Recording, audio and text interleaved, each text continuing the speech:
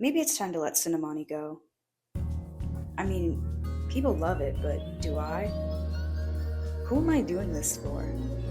I'm supposed to be doing it for me. I keep forgetting.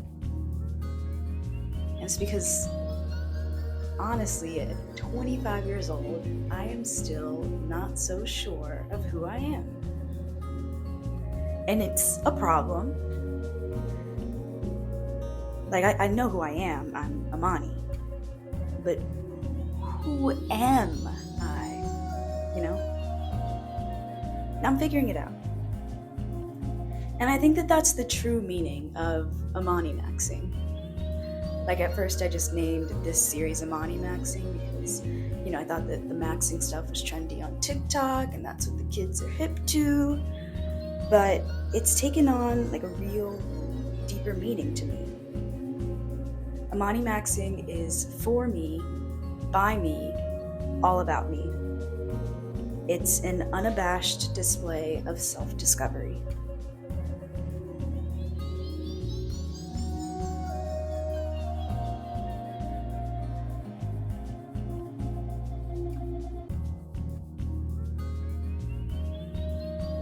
So, the artist way has sort of become my Bible. Despite my shifting moods while completing the 12-week course, I find myself coming back to the book and a lot of its ideas. At first, it was in the suggestions of people I looked to for direction. Put yourself first. Go see the world. Try and play. Just live. Find your happiness. I tried to shut these ideas down as they sounded too similar to the artist's way. But I remembered something a writer friend of mine said about receiving feedback. If you're getting the same note over and over, pay attention to it. Again and again, I was being told to loosen up regarding my creativity and set aside my fears about the future.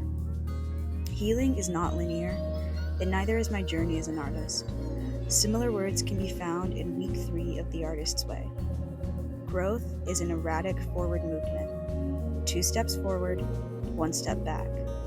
Remember that and be very gentle with yourself.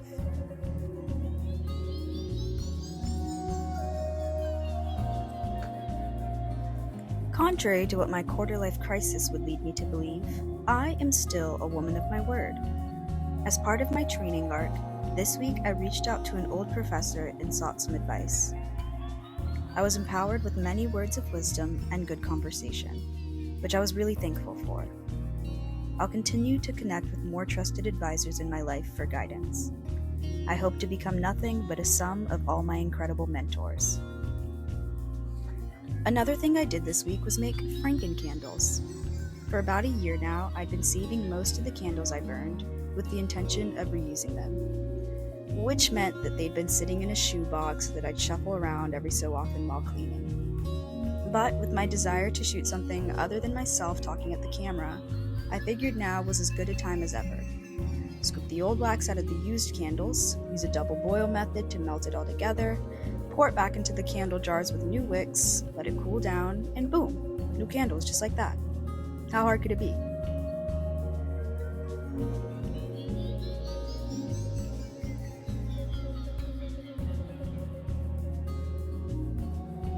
Scoop the old wax out of the used candles.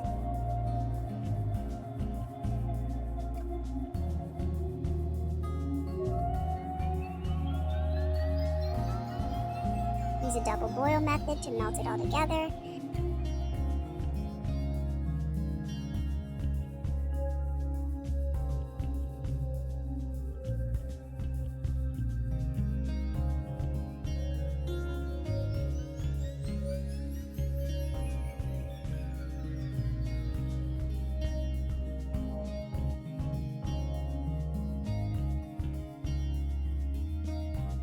How hard could it be?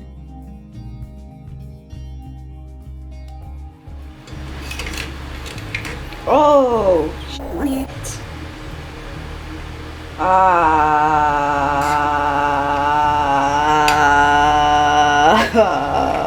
Dang.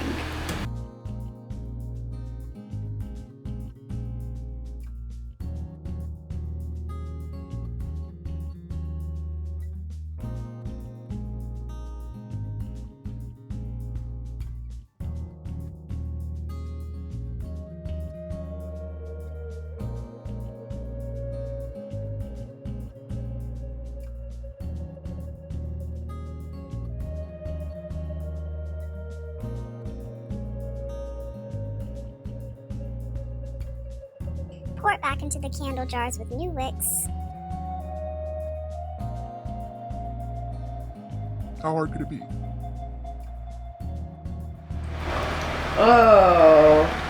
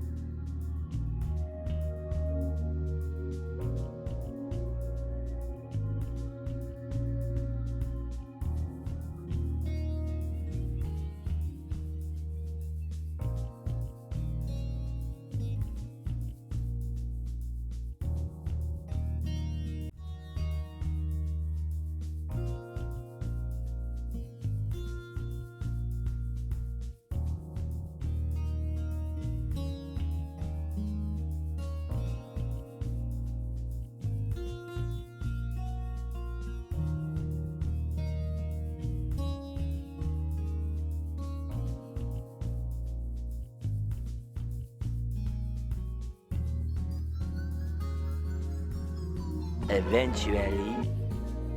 So I made a mess. But it was worth it for 4 new-ish candles, a sense of sustainability, and a fun way to engage with my artist self. I would consider this week a step forward. It definitely felt like I got some sort of creative spark back that I had been snuffing out for reasons of fear, depression, and anxiety. I think the biggest help was the sum of the advice I've been giving this summer. Do what makes me happy.